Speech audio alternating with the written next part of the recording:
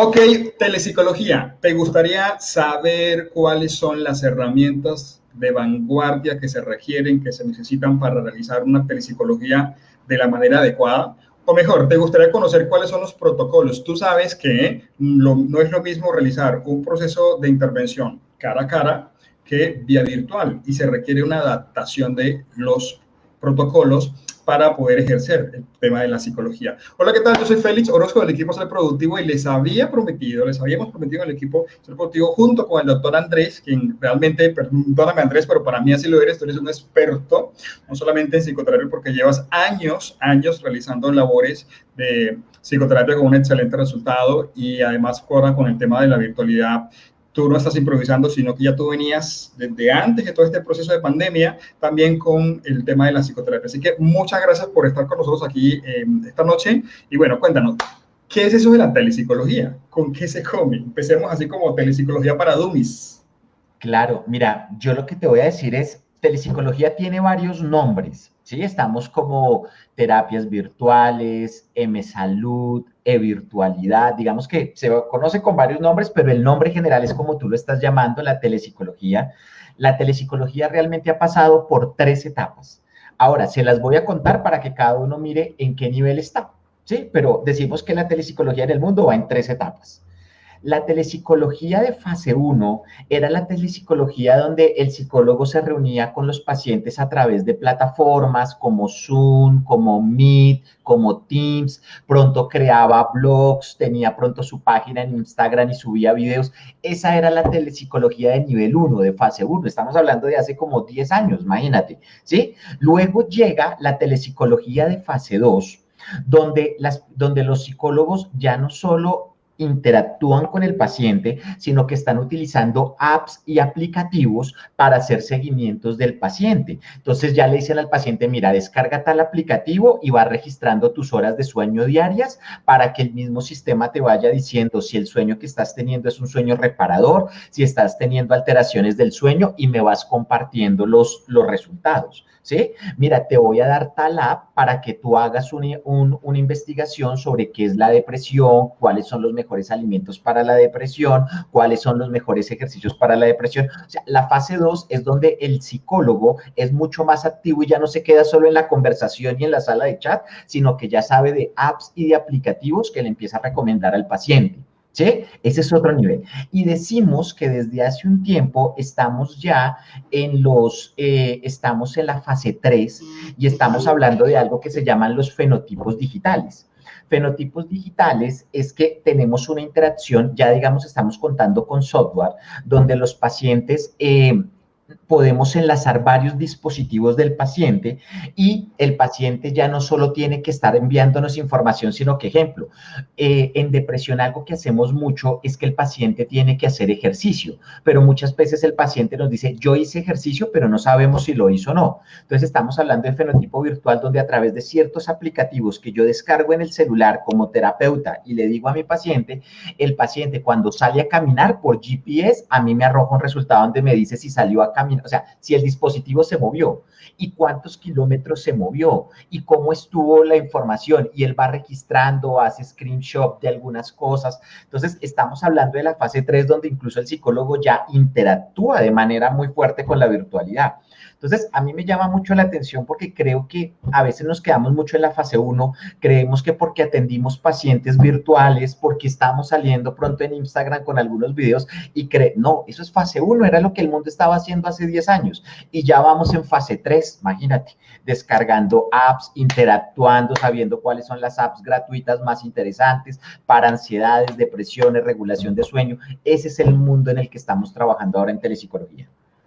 Interesante, Andrés, interesante porque, como mencionábamos hace un momento, pensamos que la telepsicología nace a partir de todo este tema de pandemia, pero definitivamente tiene todo un proceso y lleva una evolución. ¿Qué significa eso? Pues que no es improvisar, que la psicología no está improvisando con la telepsicología, sino que más bien hay que entrar a conocer cuáles son las herramientas y lo que les decía inicialmente, que lo hablamos algún día, los protocolos de terapia breve, porque imagínate, yo siempre lo menciono, si a veces es complicado, yo no hago psicoterapia, por supuesto, pero si a veces es es complicado que un psicólogo logre contener emocionalmente a un paciente ahí, aquí, face to face. Ahora imagínate virtual, donde el tipo puede apagar la computadora, apagar el celular, se va al internet, se va a la luz.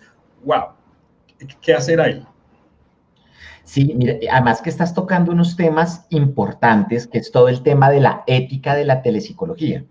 Ejemplo, lo que tú dices, entendemos ahorita en telepsicología que hay casos que se pueden trabajar de manera muy eficaz a nivel virtual y hay otros que es preferiblemente no, ¿sí? Preferiblemente decirle a la persona, mira, es mejor que recibas una terapia presencial y si no puedes, es mejor que lo hagas a través de una ruta de atención distrital o del gobierno.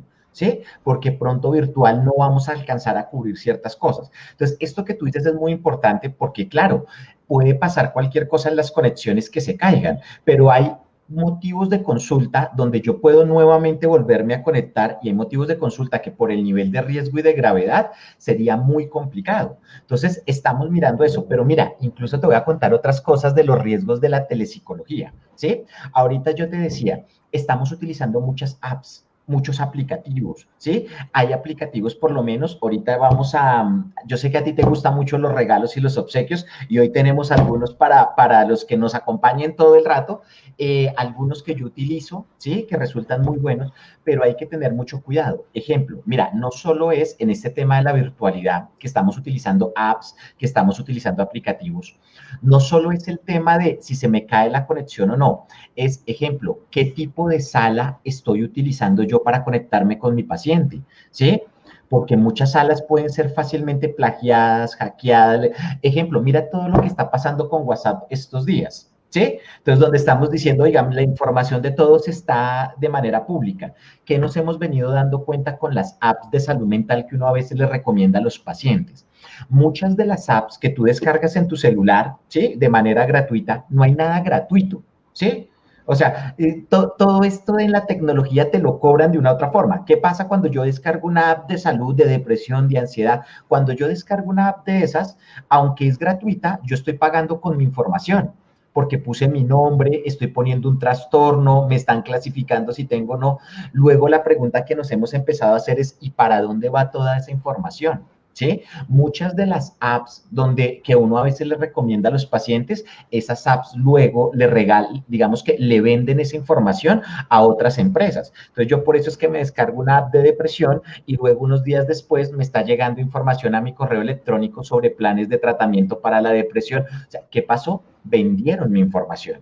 Entonces, debemos incluso empezar a mirar todo este tema de la ética y de los riesgos a los que estamos sometiendo a los pacientes. Por eso hay que saber muy bien cuáles son los mejores aplicativos, cuáles son las mejores plataformas. De eso toca empezarnos a documentar. No es solo prender una cámara y atender pacientes por ahí. Exacto.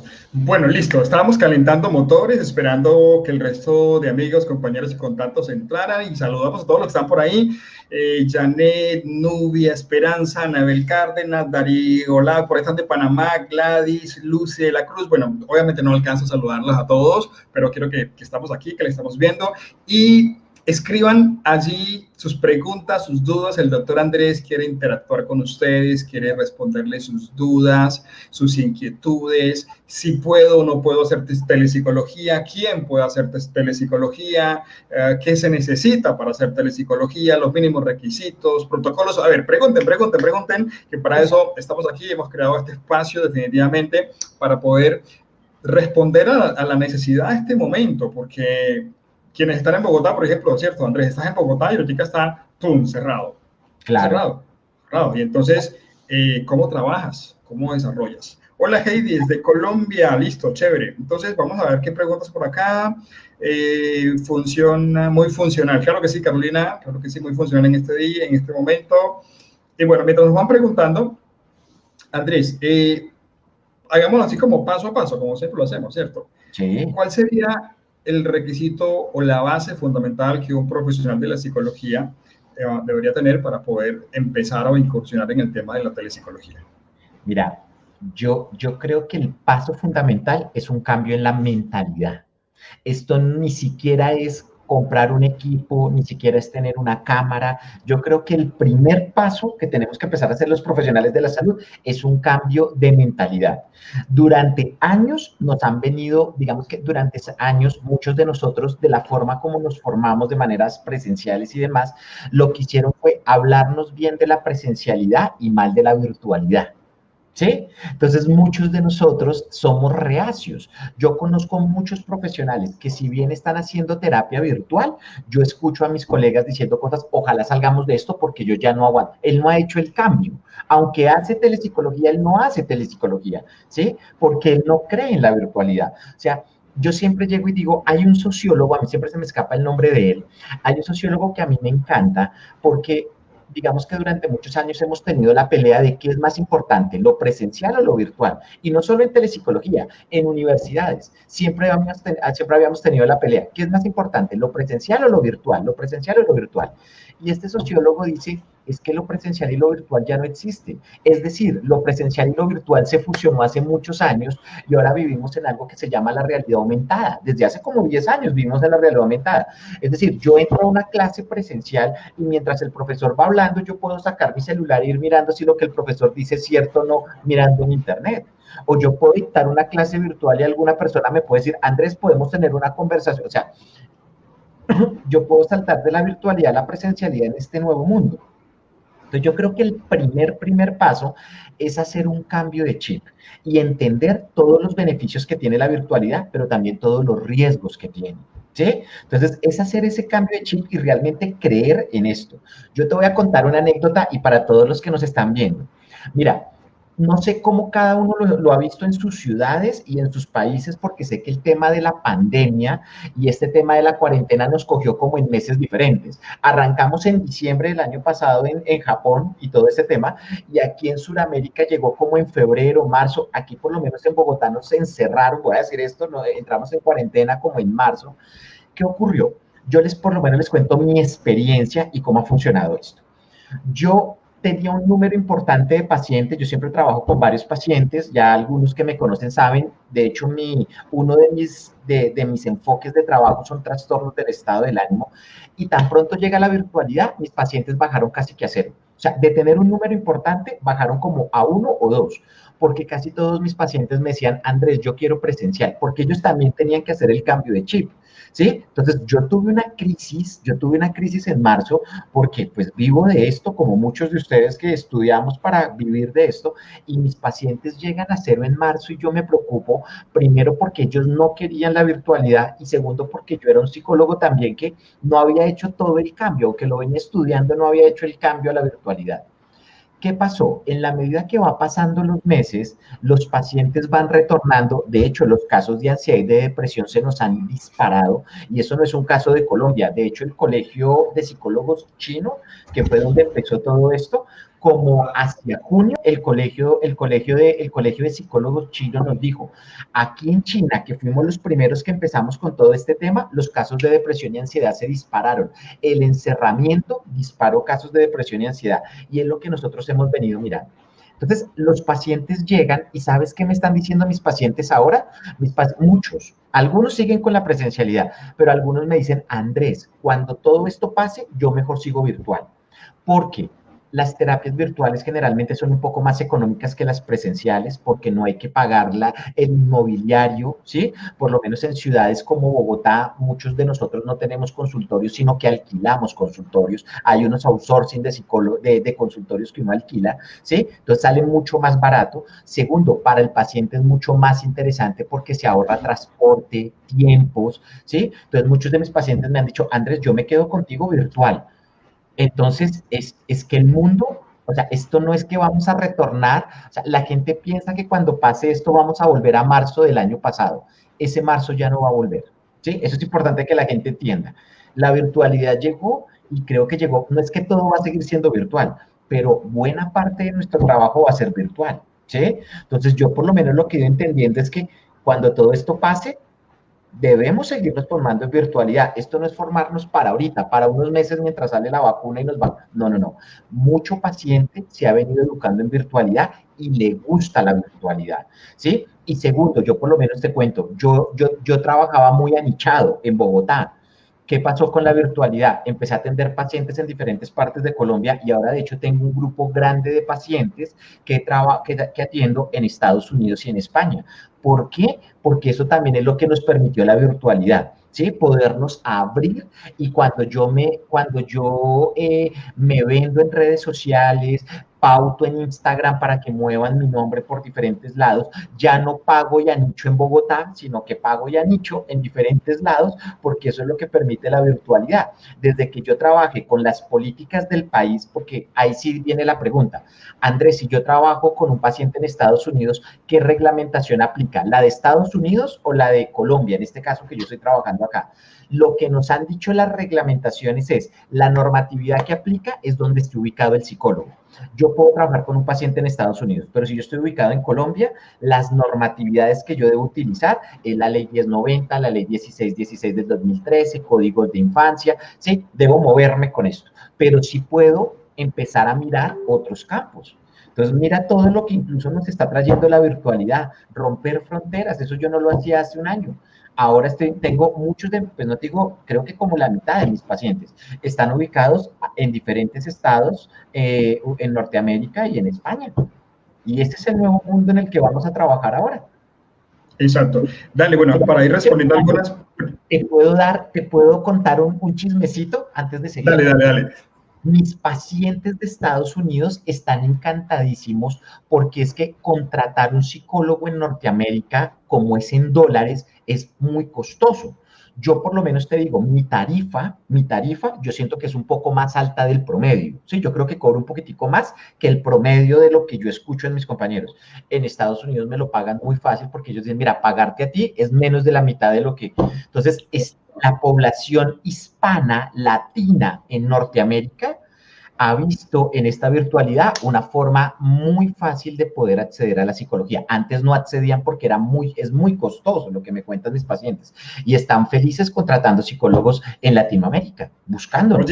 Oye, Andrés, les estás botando, como dicen por allí, una perla aquí a nuestros queridos amigos que quieren hacer telepsicología, que si pueden hacerlas para otro país. Y mira, ahí está Estados Unidos. Es cuestión de que estructures, ¿sí?, lo que tú haces y que puedas saber llegar a esos clientes, y para eso están las redes sociales. Así que tienes que entrenarte, además de que ya te entrenaste en todo el tema de la psicoterapia, poderte entrenar en manejo de redes sociales o conseguirte a alguien que sea bueno, que de verdad sepa, porque a veces por ahí unos, entre comillas, community manager que, déjame decirte que nada, y que te puedas dar a conocer, te puedas llevar a que te vendan y bueno, poder llegar. Bueno, por aquí Andrea, hola Andrea, dice, ¿qué necesito para hacer telepsicología si soy colombiana y estoy en otro país? Creo que algo hablaste de eso. Sí, ahí tenemos un tema, y es que lo que yo te decía, como lo que nos han dicho las normatividades, Andrea, tenemos un problema, también quiero que sepas, y es que, ejemplo, medicina ya tenía normatividades de telemedicina, o sea, digamos que habían profesiones que ya tenían normatividades. Realmente la psicología, no solo en Colombia, realmente la psicología, como que nunca nos habíamos pensado hacer psicología a nivel virtual de manera masiva como lo empezamos a hacer, entonces no hay muchas normatividades. Hasta el momento lo que nos han dicho, ¿sí? Ejemplo, entidades como el Colegio Colombiano de Psicólogos y algunos colegios importantes como el Colegio de Inglaterra, que es un cuerpo colegiado importante, lo que nos han dicho es, la reglamentación que aplica es donde esté el psicólogo. Entonces, Andrea, para que tú puedas hacer psicología si estás en España, lo primero que tienes que hacer es convalidar tu título en España. El tema es que convalidar títulos, particularmente en España, ¿sí?, con títulos de Latinoamérica no es tan fácil. España es muy quisquilloso con toda esa convalidación, pero tú no podrías atender pacientes, porque digamos que la reglamentación que te aplica es la del país donde esté el psicólogo. ¿Sí me entiendes? Entonces, tú, si, aunque estés en España, tu IP aparece en España. ¿Sí me entiendes? Entonces deberías acogerte a la reglamentación y tú en España no puedes atender, aunque me estés atendiendo a mí aquí en Colombia, no sé si me estoy enredando, pero a ti te cobija la reglamentación española, ¿sí? Entonces tú lo que tienes que hacer es convalidarlo en España y ahí sí puedes atender pacientes en Colombia, pero donde tú quieras, ¿sí? Entonces tienes digamos que ahí entra un tema complicado y es tienes que mirar cómo lo apostillas o convalidas tu título colombiano en España para poder ejercerlo. Pero Andrés, la pregunta de Andrea puede ser, Andrés, pero yo soy colombiana, no puedo atender a un colombiano, pero Andrea, tu IP, es decir, tu computador, ¿sí? Tu cédula del computador aparece en España, ¿sí? Y ya inmediatamente eso te ubica allá, ¿sí? Y la reglamentación que te ubica es esa. Entonces, eso, digamos, ahí empieza a ponerse complejo el tema. Pero por aquí Juliet, ahora Juliet dice cómo manejar los consentimientos informados a través de telepsicología. Claro que sí. Mira, lo que tenemos que hacer es primero, primero lo que yo siempre les digo, el consentimiento informado es un documento legal, ¿sí? Yo siempre les digo, todos sabemos que es el consentimiento informado, es donde yo le explico al paciente cómo va a funcionar la terapia y la reglamentación y demás.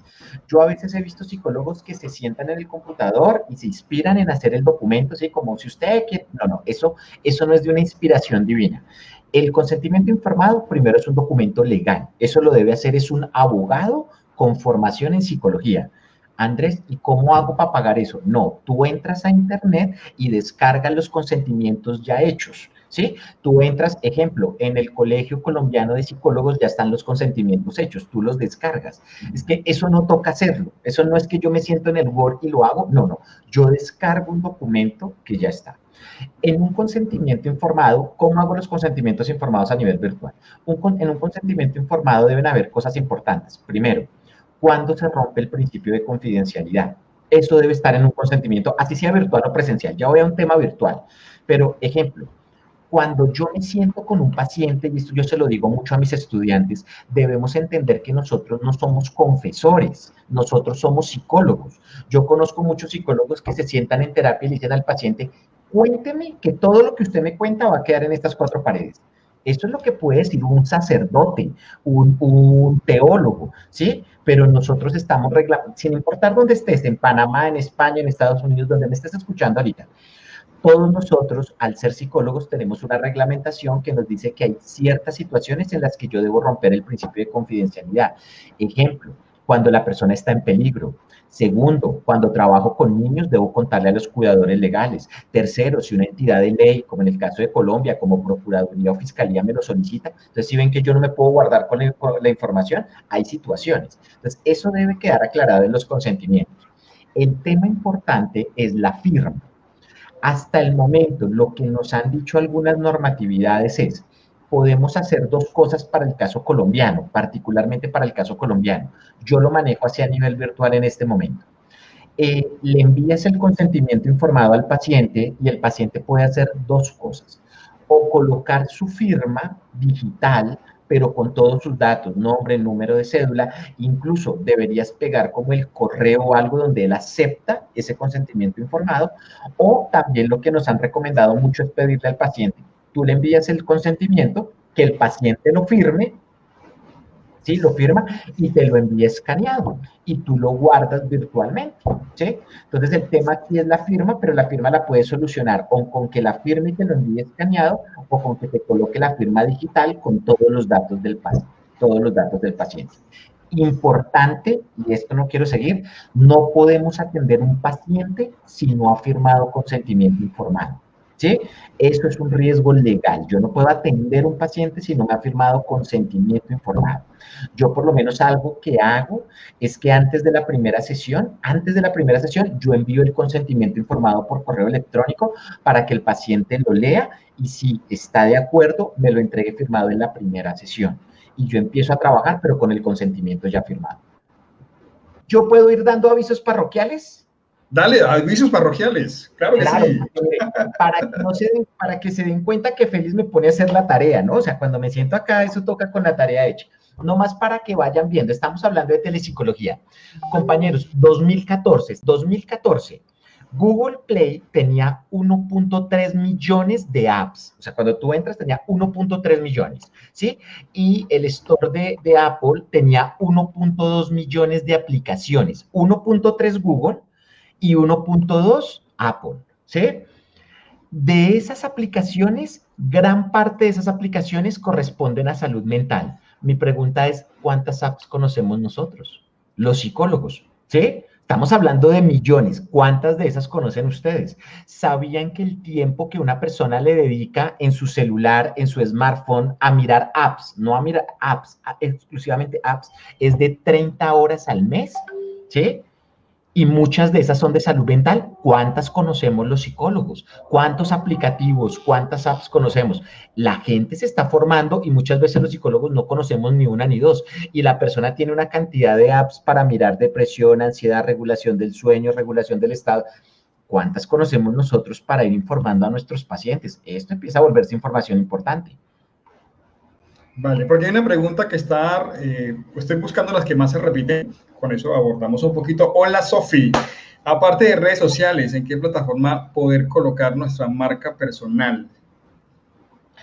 Pues mira, yo te voy a contar, aparte de redes, bueno, yo sé que aquí Félix incluso me puede tener más información que yo, pero yo te cuento, Sofi, cómo me muevo yo particularmente. Yo con los años me he dado cuenta del poder que tienen algunas redes. Yo no sé si es una red social, yo lo considero más una red laboral, redes como LinkedIn, ejemplo. LinkedIn te da la posibilidad no solo de moverte, sino que también tú puedes ubicar personas, ¿sí? Entonces, ejemplo, yo qué he hecho con los años. A mí algo que me encanta es, te voy a contar algo. ¿Qué pasa? Yo a veces le digo a mis estudiantes, oye, ¿a ti dónde te gustaría trabajar? O sea, yo a veces les digo, sueñen. ¿Sí? Soñar no cuesta nada, sueñen. Entonces, te voy a contar algo, Sofi. Una vez un estudiante me dijo, Andrés, a mí me gustaría trabajar en la Cruz Roja Internacional. O yo les pregunto a ustedes, es más, escríbanos ahí, ustedes, oiga, si ustedes pudieran escoger la empresa, generalmente nos escogen, ¿no? Uno busca trabajo es donde salga. Oiga, si usted pudiera escoger, si usted pudiera trabajar como psicólogo en el sitio que quisiera, ¿dónde trabajaría? Una vez yo le hice esta pregunta a unos estudiantes y un estudiante me dijo, Andrés, yo quisiera trabajar en la Cruz Roja Internacional. Otro me dijo, Andrés, yo quisiera trabajar en la OMS. Andrés, yo quisiera trabajar en la fundación, no sé, o sea, la gente. Pero el problema es, Andrés, yo no conozco a nadie. ¿Cómo que no conoces a nadie? ¿Sabes tú qué haces, Sofi? Tú entras a LinkedIn y digitas Cruz Roja Internacional y te aparecen 200 contactos, donde te aparece el director de la Cruz Roja Internacional, el subdirector, el gerente, es que eso es LinkedIn. ¿Sabes yo qué he hecho? Muchas veces cuando he querido contactar personas en sitios específicos a través de LinkedIn, los ubico y les escribo. Muchas veces no me responden y otras sí, y de ahí se han salido contratos y me han conocido personas en muchos lados de manera importante, ¿sí? Porque es que uno dice, no tengo el contacto, los contactos están en las redes no sociales, en las redes laborales como LinkedIn, ¿sí? Uno dice, yo quisiera tener un contacto, una vez un psicólogo me dijo, Andrés, yo quisiera trabajar en Avianca. Avianca es una de las grandes aerolíneas, bueno, ya no es colombiana, ahora creo que está ubicada en Panamá, ¿no? Pero en ese tiempo me dijo, yo quiero trabajar en Avianca, pero no conozco a nadie en Avianca. Si usted entra a LinkedIn, encuentra 100 contactos, ¿sí? Eso es lo que les escribo.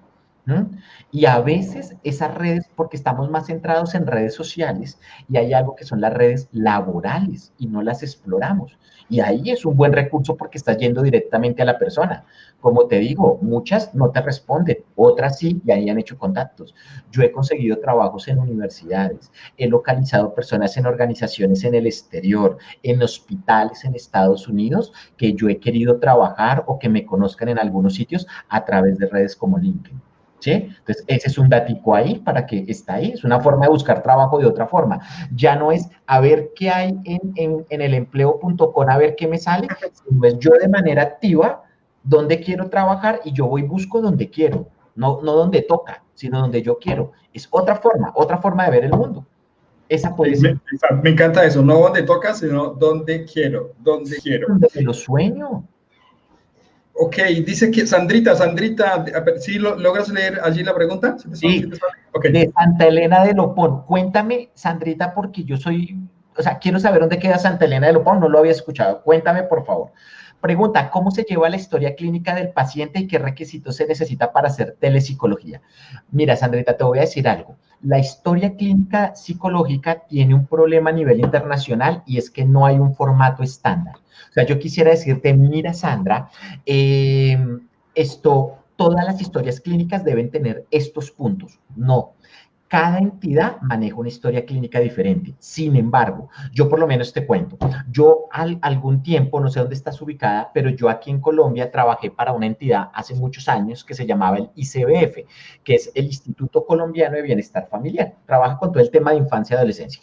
Yo ahí hacía una historia clínica que tenía más o menos 20 puntos. O sea, eso salía un libro, imagínate, 20 puntos y cada punto tenía A, B, C o D. Y ahorita, en mi práctica privada, yo manejo una historia clínica que tiene como 7 puntos. Si ves que no importa los puntos, lo importante es tener una historia clínica, ¿sí? No hay un formato estándar.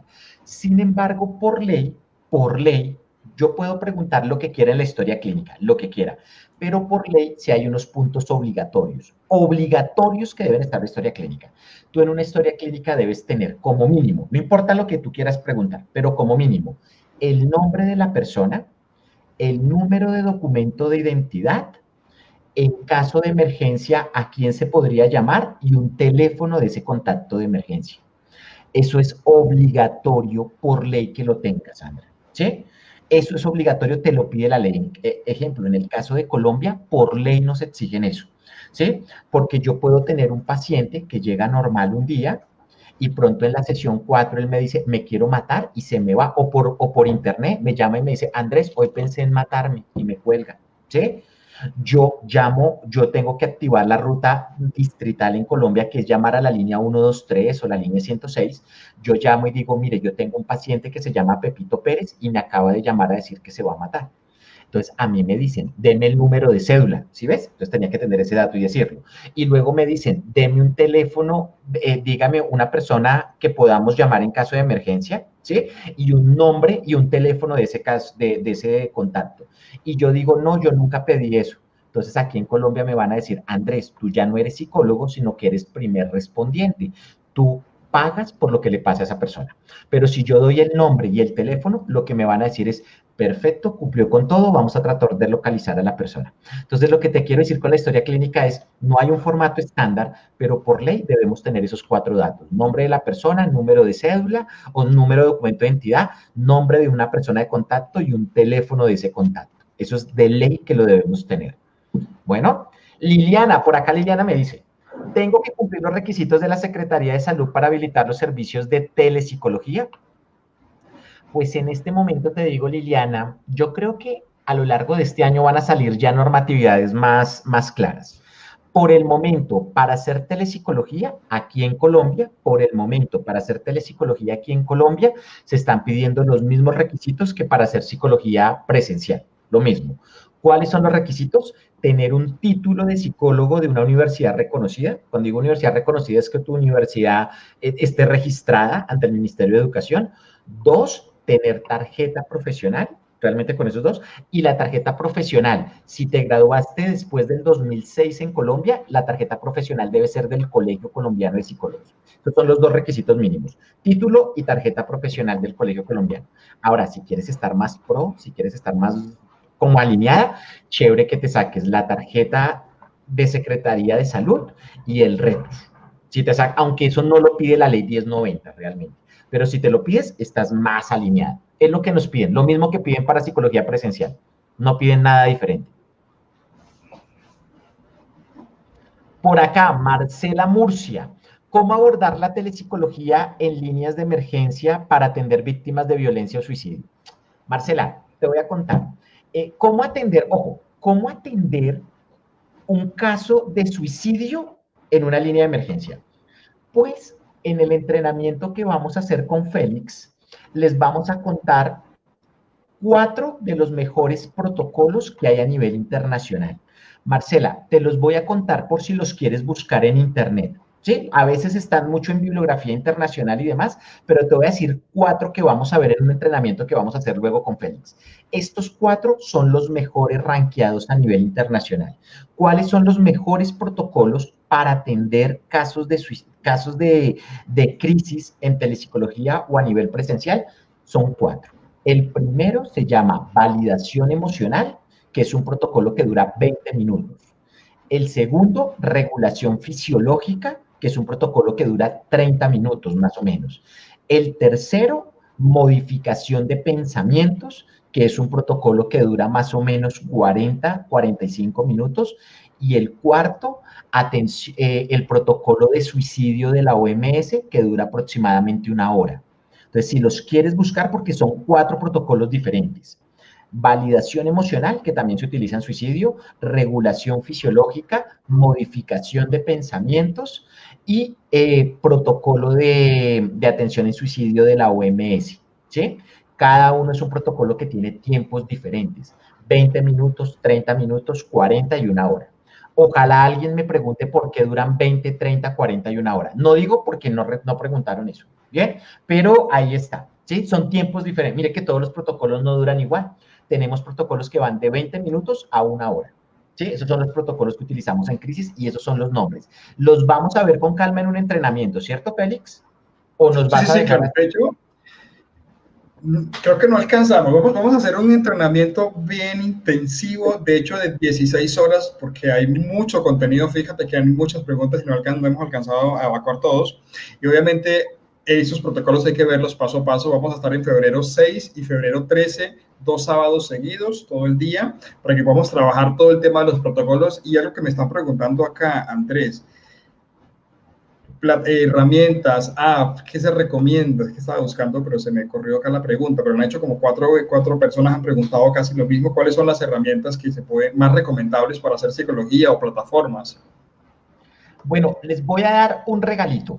Te lo voy a enviar acá a tu correo, te lo voy a enviar a tu WhatsApp y tú lo pegas allí, ¿cierto, Félix? De una.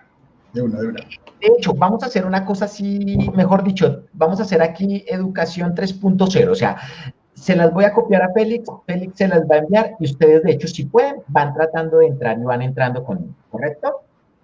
Listo. De hecho, se las voy dictando de una vez, muchachos, ¿sí? Bueno, salud mental en inglés, mentalhealth.com.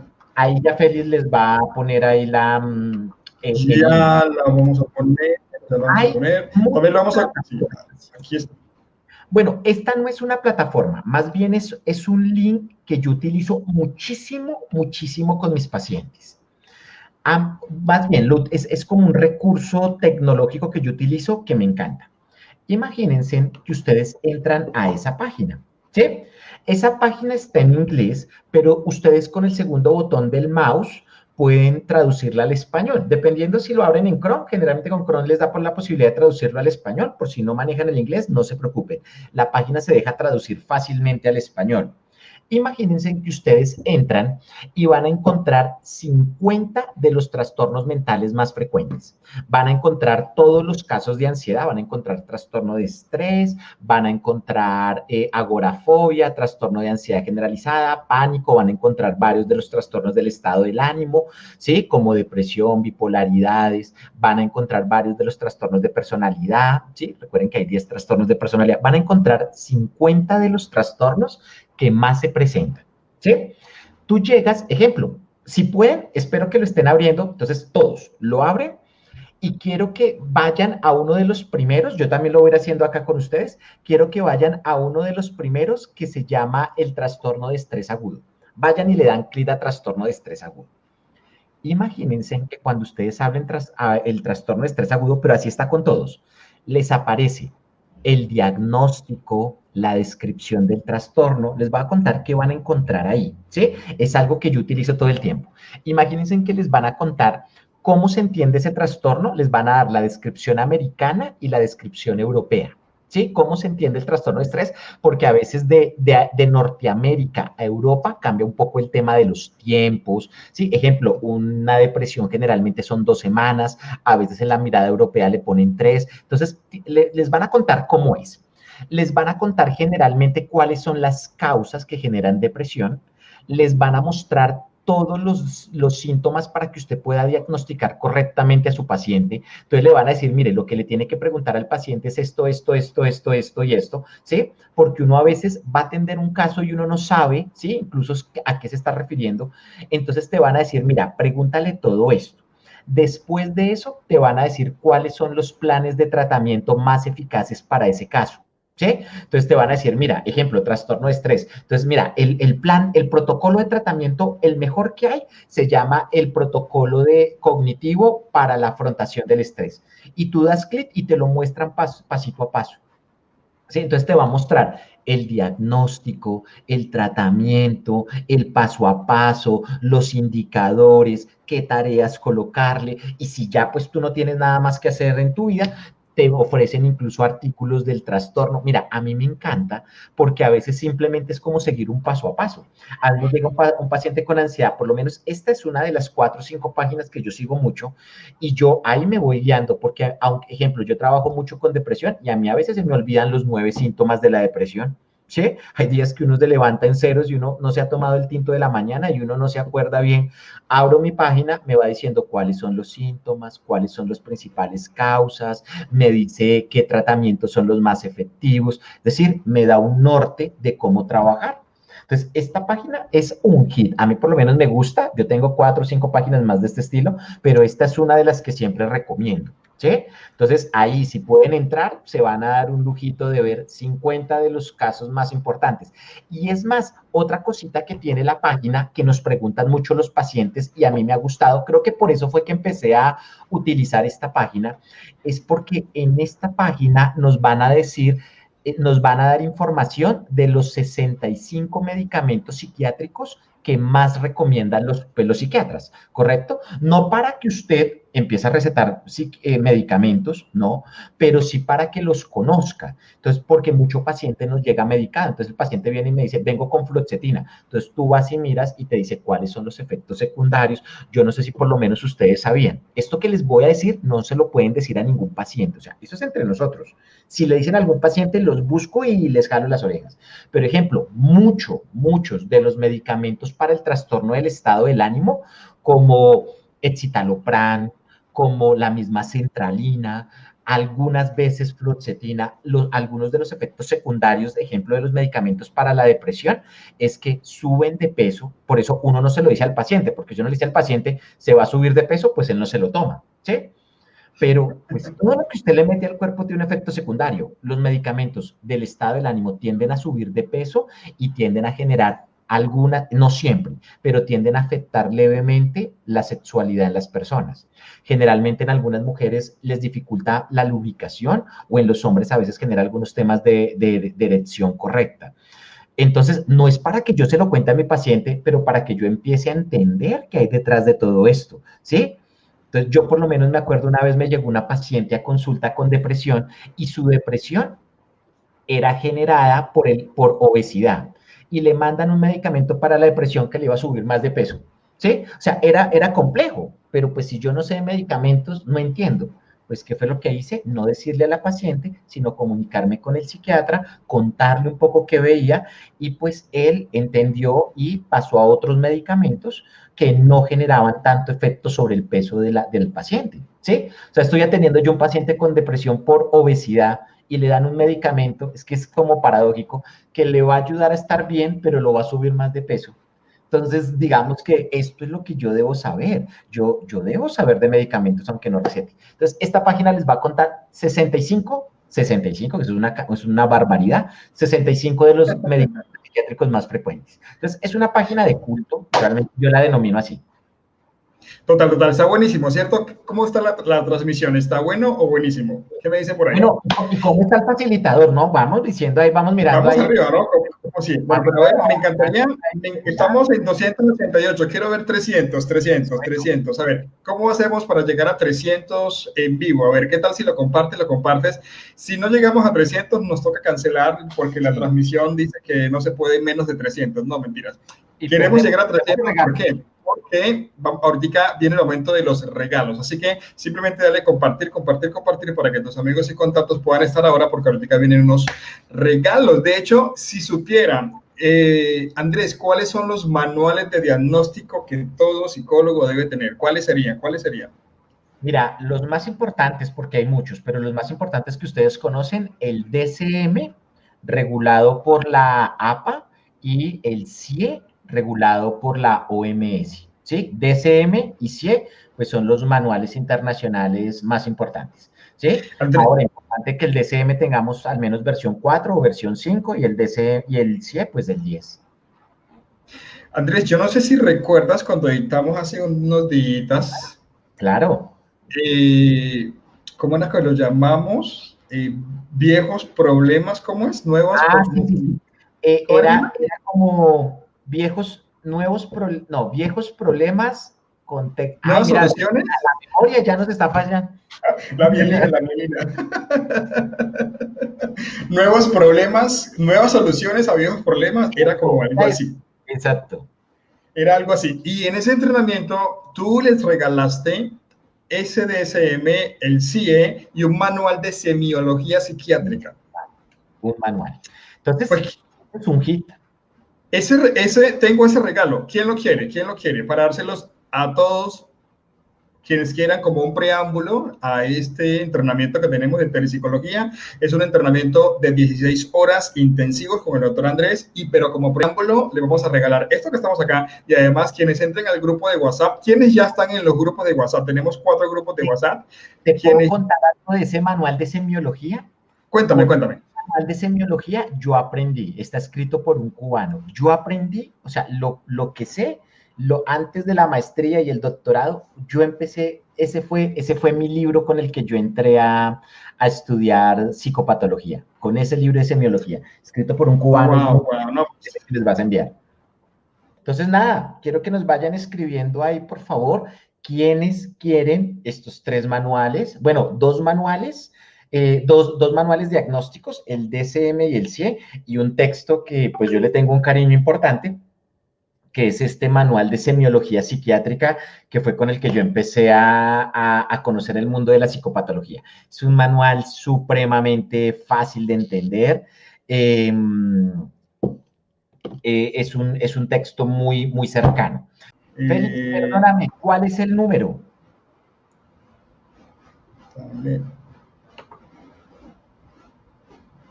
Ok, 300. Ahí salió, perfecto, ya logré. Bueno, les cuento que aquí nos quedamos cortos porque es que no alcanzamos a presentar diapositivas. Quienes ya nos siguen en Ser Productivo saben nuestro eslogan. Allá está, pensando en tu éxito. Vamos a hablar de todo esto, pero digamos de una manera un poco más a profundidad. Vamos a hacer una clase, ¿sí?, sobre este tema, donde vamos a trabajar todo lo que es telepsicología y lo que son protocolos de atención en procesos de crisis. En telepsicología quiero que hablemos todo lo que son riesgos digitales. Yo no sé si algunos de ustedes tienen información sobre qué es el sexting, el cuting, las ciberadicciones, el phubing. Entonces vamos a hablar un poco de ciertas patologías que están volviéndose comunes en los motivos de consulta. Vamos a hablar de algunas de las apps, de los aplicativos más importantes que se están utilizando ahorita a nivel de psicología, para hablar de todos esos temas que hemos hablado el día de hoy, pero más a profundidad. Andrés, ¿te acuerdas de Charles Darwin? Obvio, claro. Sí. Una de las cosas que más me encantó. Pasado. Dime. Uno de los 4 genios del siglo pasado. Uno de los 4 genios del siglo pasado. Wow. Fíjate que no sabía eso. Gracias. Y una de las cosas que aprendí que me quedó así grabado de él cuando lo vimos por allá en el bachillerato era la supervivencia de las especies, la supervivencia de los seres vivos. Y me quedó muy fuerte porque decía, no es el más grande, no es el más veloz, no es el más fuerte, no es el más rabioso, el más feroz. No es el más inteligente, si queremos hablar de seres humanos. Es el que más se adapte, el que sobrevive. Y señores, tenemos que adaptarnos porque el mundo cambió. Y la telepsicología es la evolución de la psicoterapia. Con esto entonces, muchas gracias. Nos vemos entonces en los grupos de WhatsApp, en este teléfono, pídanos información. Hey, ¿qué tal? ¿Estás aprendiendo? ¿Sí te parece significativo? Valioso todo este entrenamiento que estás viendo, que realmente es una abrebocas, una apertura de todo lo que vas a aprender en el entrenamiento largo de más de 10 horas con el profe Andrés Gamba en telepsicología. Así es, porque lo sigo diciendo una y otra vez, es una de las herramientas valiosas que hoy día en la nueva normalidad mundial el psicólogo tiene que manejar, la telepsicología, y por eso te lo estamos dando como un bono gratis.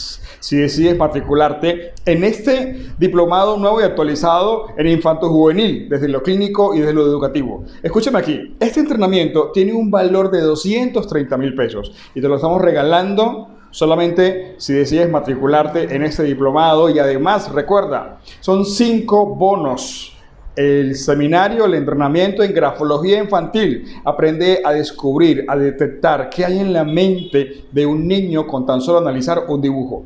2. El entrenamiento en trastornos de neurodesarrollo. 3. El entrenamiento largo, más de 30 horas, detección temprana de abuso sexual infantil. 4. Entrenamiento en intervención clínica a víctimas de abuso sexual.